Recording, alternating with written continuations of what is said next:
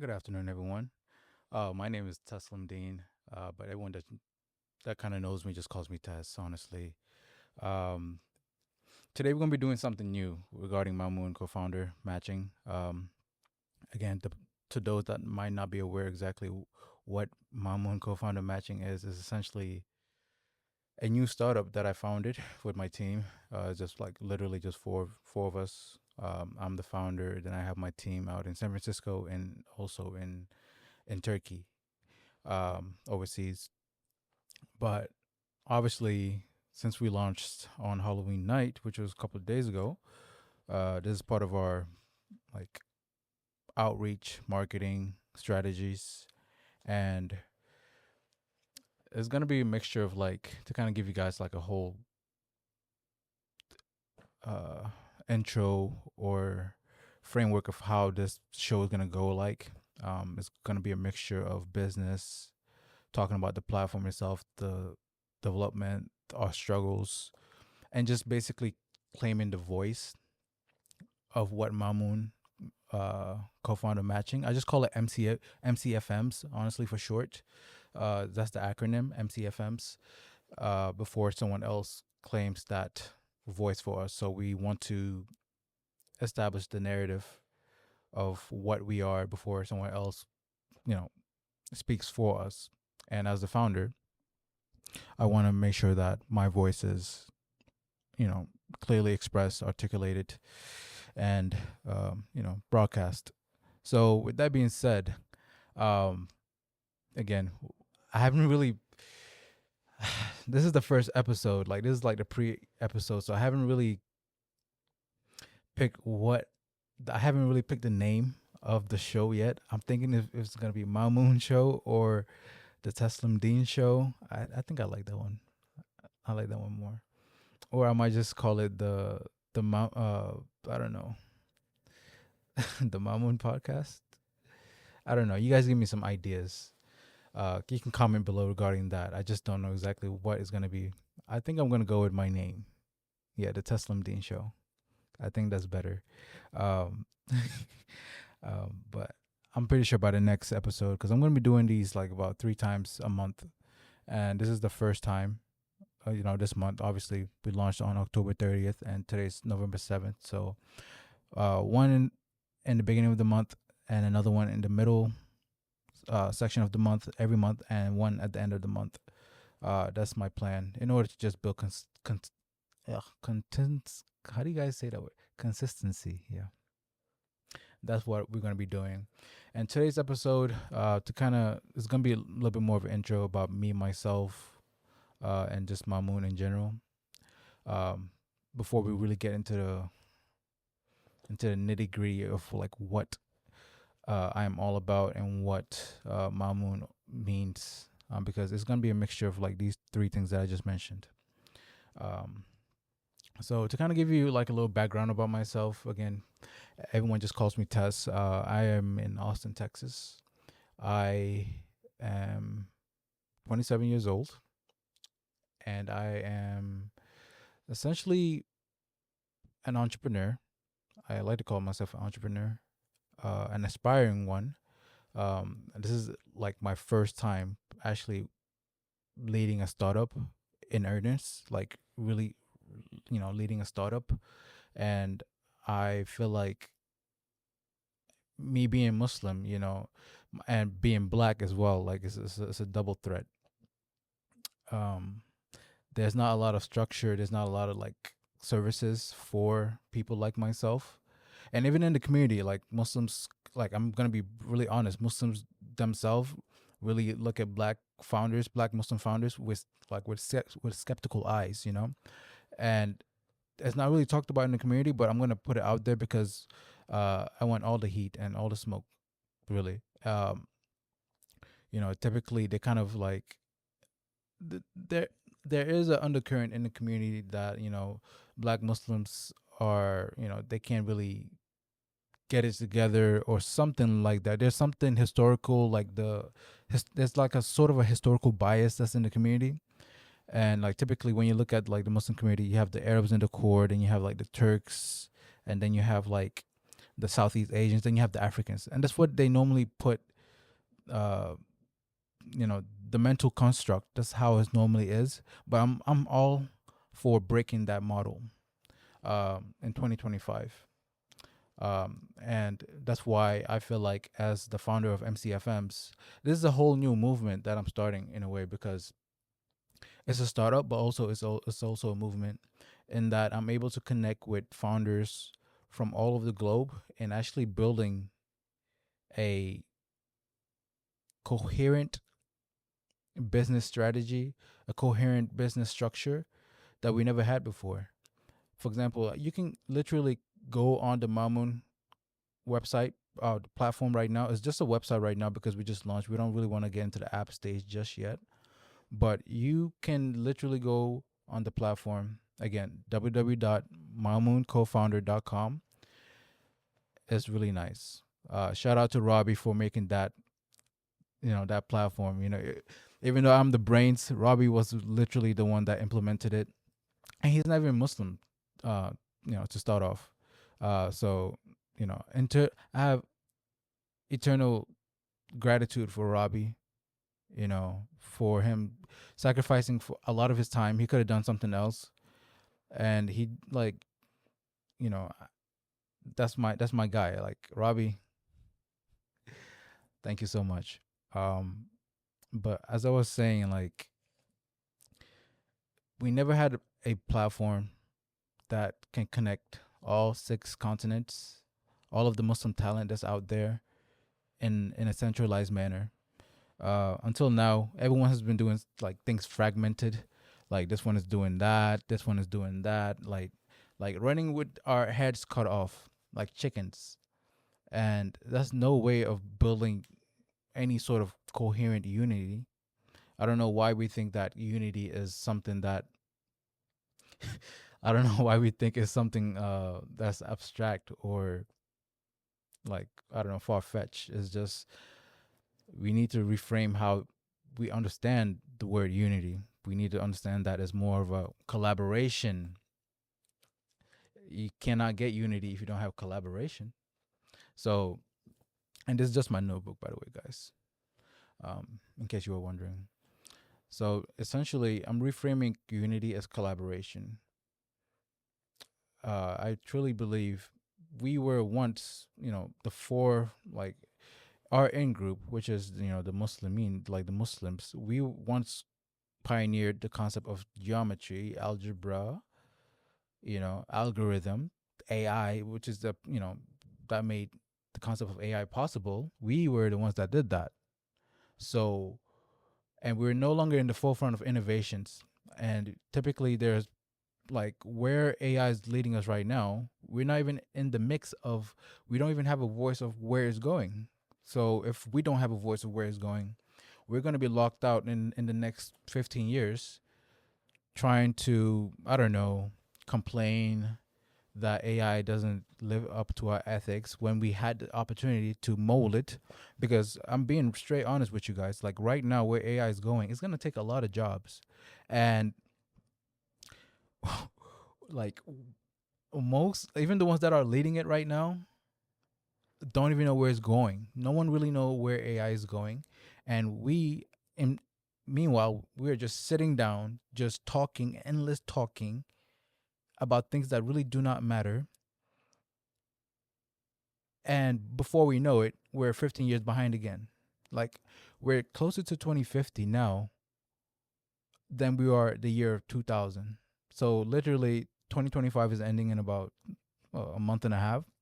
That's 24 years before 2050. And God knows where AI is going to be by 2050. Like, if it's already crazy right now, like, imagine 24 years from now. Like, they already have, like, MLK, like, videos going right now. Like, you know, MLK, Martin Luther King, like, basically as a WWE wrestler, which is crazy to me. Like, I don't know if you guys seen those videos, but they're wild. So yeah, I mean, I just genuinely believe that we never had a voice in the entrepreneurial landscape, and this is why Mamun exists.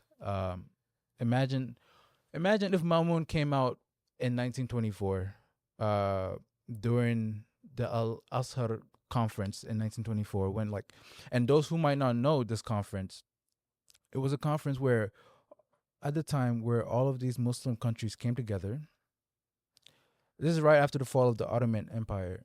They all kind of came together and tried to figure out what is a post Ottoman Muslim world going to look like. And none of the countries knew exactly what it was going to look like. So they decided to wait a year after,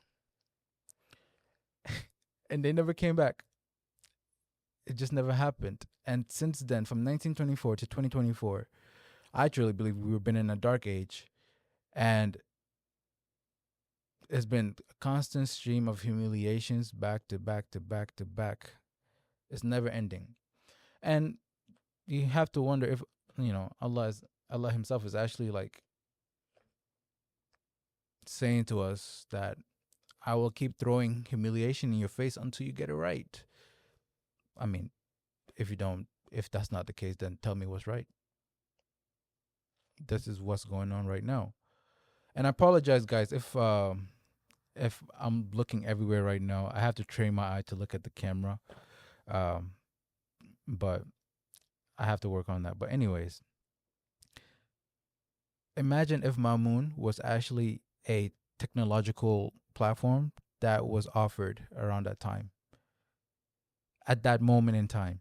Imagine where we could be from that point on till now. And essentially, that's what I'm providing right now to the community. And as of right now, we are just getting our marketing started. But I noticed like people, when they interact with Mamun on social media, like mainly Muslims, because this is like, again, it's open for anybody, not just Muslims, but like since we're such an underserved demographics in the entrepreneurial landscape, like when you hear like the next like a Muslim Elon Musk or anything like that, or I don't know, a Muslim Peter Thiel, like that's more ethical. Uh, all they do is just view your content and say mashallah, which is nice, and alhamdulillah, but they would never like give you support.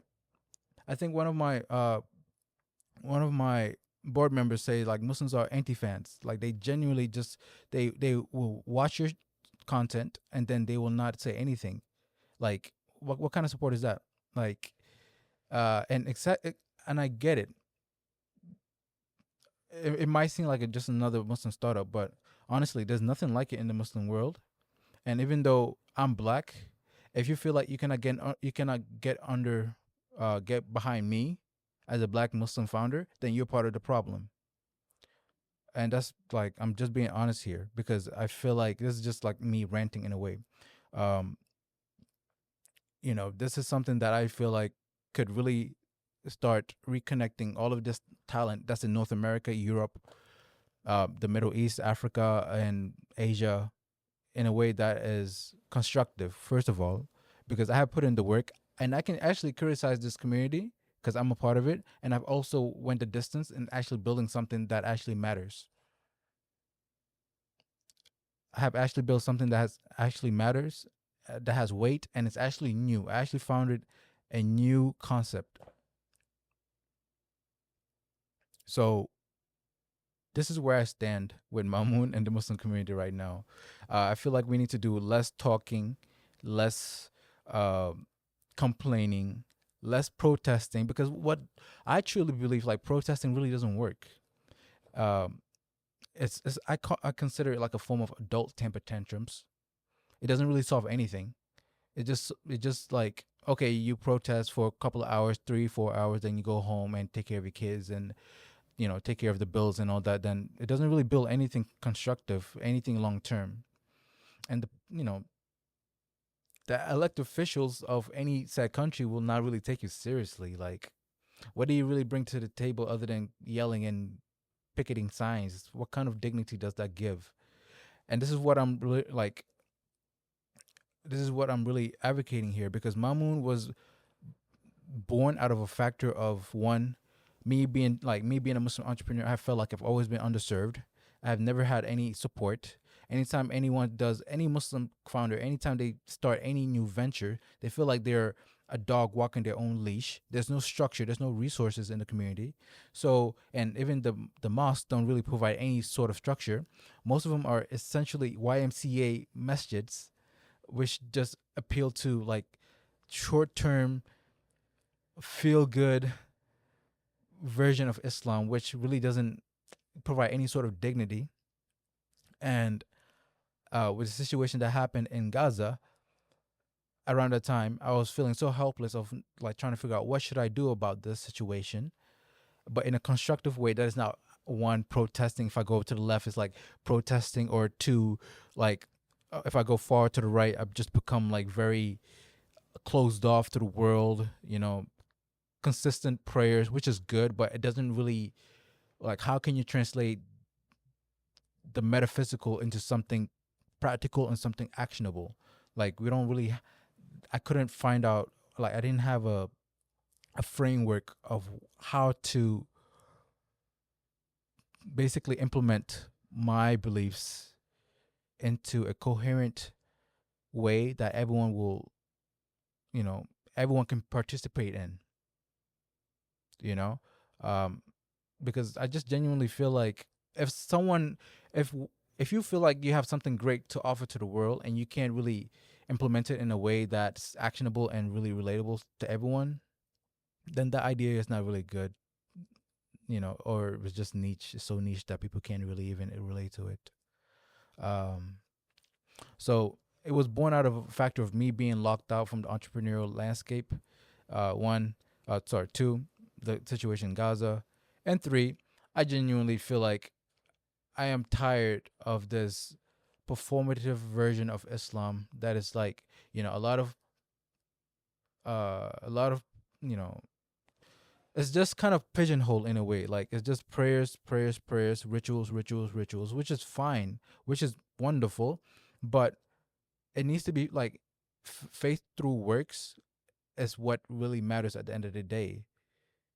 If people can't really relate to your personal prayer rituals, it's kind of like it's kind of boxed in one place.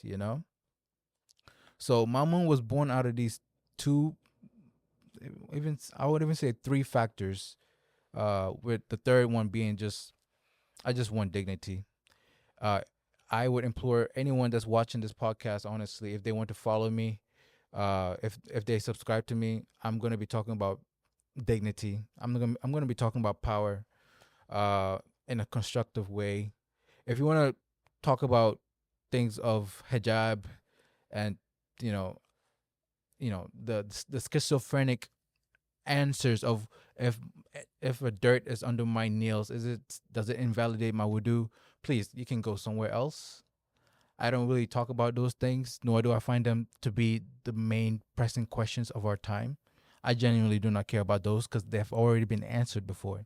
And I feel like if I talk about those kind of things on my podcast, because I'm going to be talking about a whole lot of things, but those three main things that I mentioned before, which is business, um, politics in a way, and just me in general, about where I'm at right now in life and everything. Um, like again, going back to those things, like I don't want to talk about those schizophrenic things that we're so good at doing nowadays.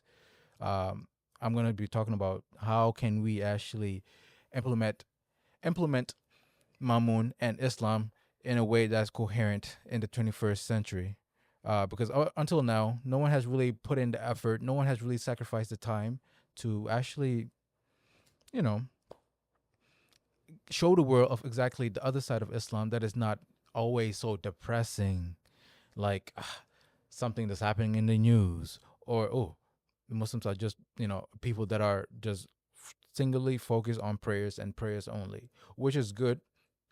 Which is a good impression, but it doesn't give it doesn't give the world a full picture of exactly what we can do in the world.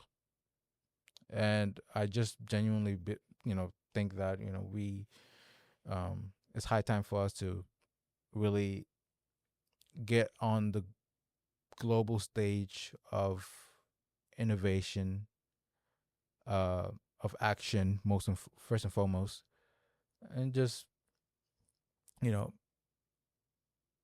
being more constructive, being more proactive in whatever we're doing. Um, this is where I stand. What's the next topic? Yeah, okay. And I think we've been going on for the past 14 minutes so far. This intro is gonna be very short, but obviously the next episode is gonna be a little bit more detailed, because right now I'm just kind of covering I'm touching on a lot of topics right now, and the next episode is gonna be a little bit more singly focused on one thing at a time. But this intro is just to kind of give you a picture of exactly what goes on my mind in a way before I get into the more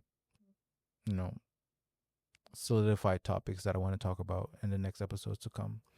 And the last topic that I want to talk about is honestly is this thing that I noticed about us as Muslims and how we consider good, the concept of good. Because when we think about like the concept of charity,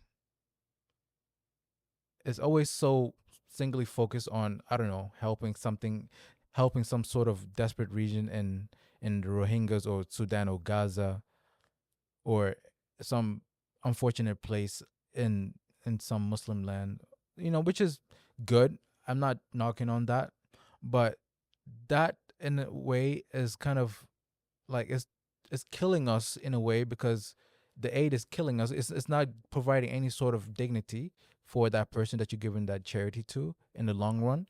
Because if you teach a man how to fish, you can teach him how to, he will eat for a lifetime. And like, we do not even emphasize helping or giving funds to startups, Muslim led startups, that can actually mitigate and reduce all of these unfortunate events that's happening in our lands. Either they be in Gaza or the Rohingyas, or I don't know, Sudan, or all of these Muslim countries that have high youth unemployment. you know like, we need to start reframing of what good is really, like, what is it really, and how can we have a more long-term view on things, because we have a really short-term memory.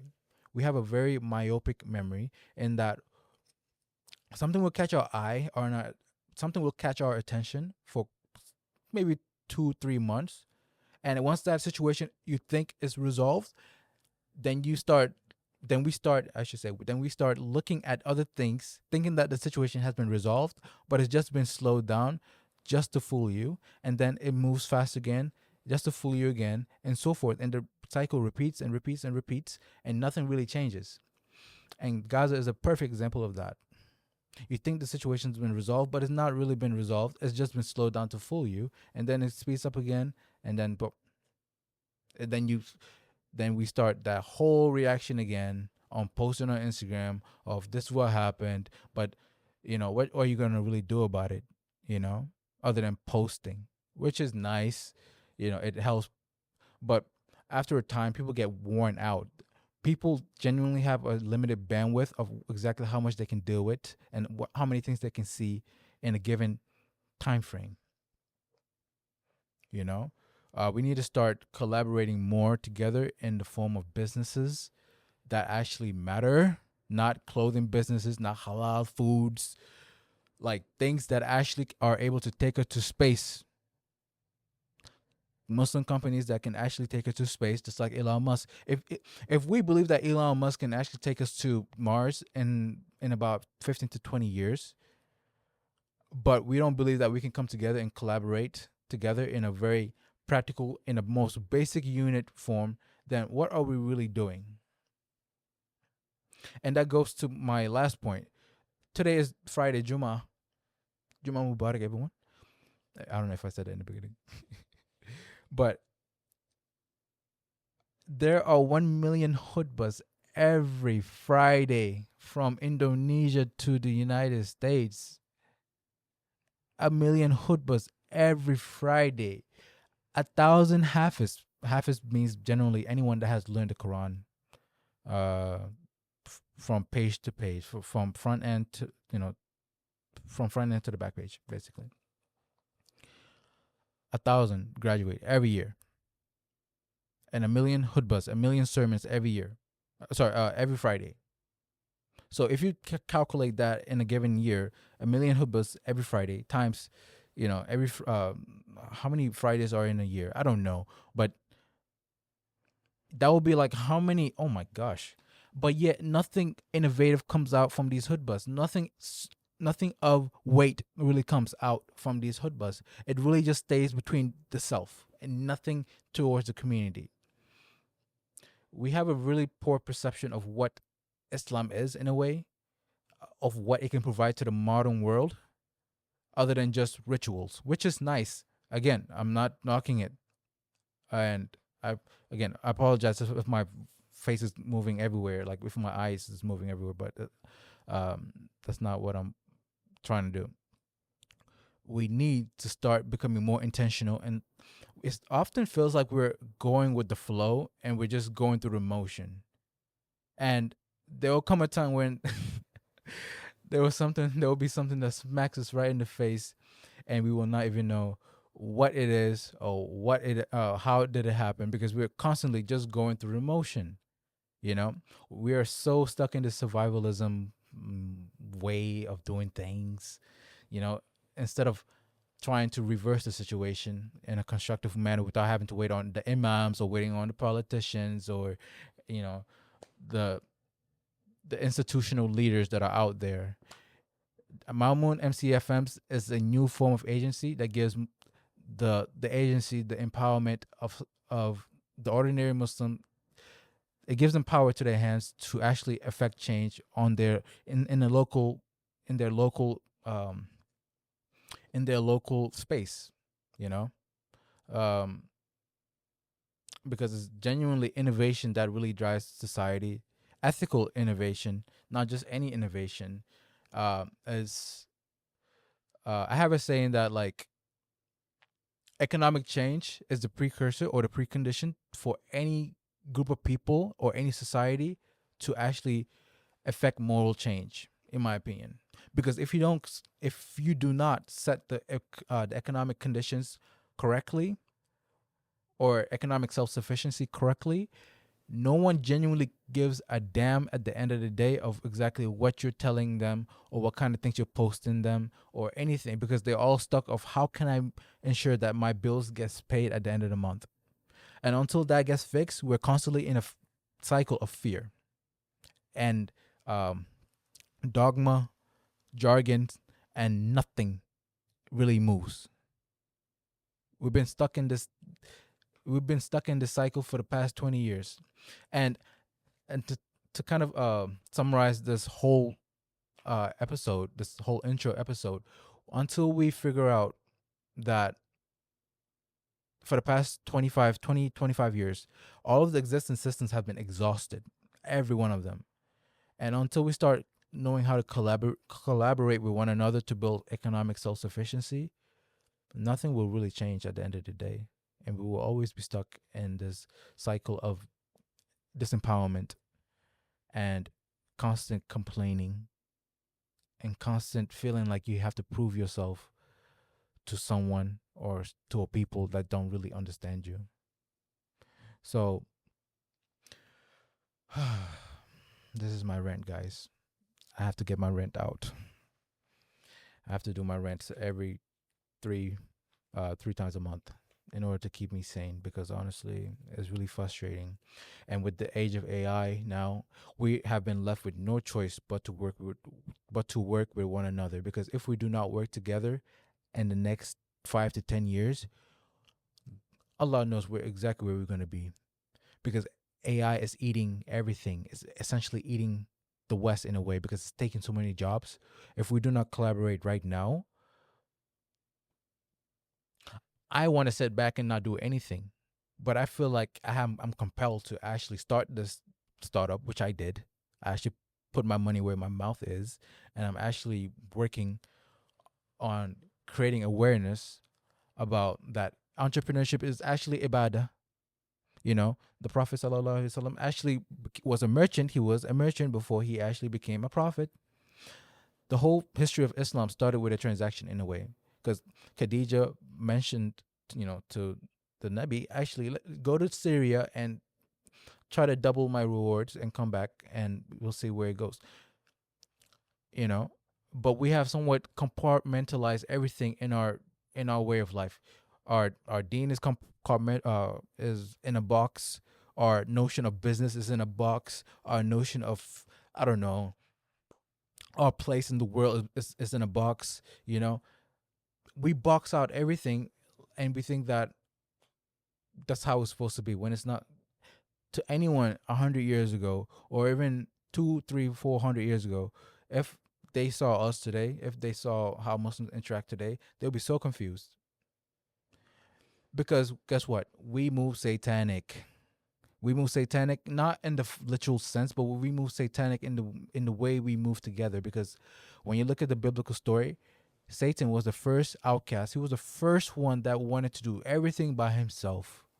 And guess what? That's how we do today. That's how we move today. Everyone's doing everything by themselves, and there's no support, there's no structure, and you feel like a dog walking your leash. That's Satan. That's satanic in a way. Not literally, but in how you move and how a group moves.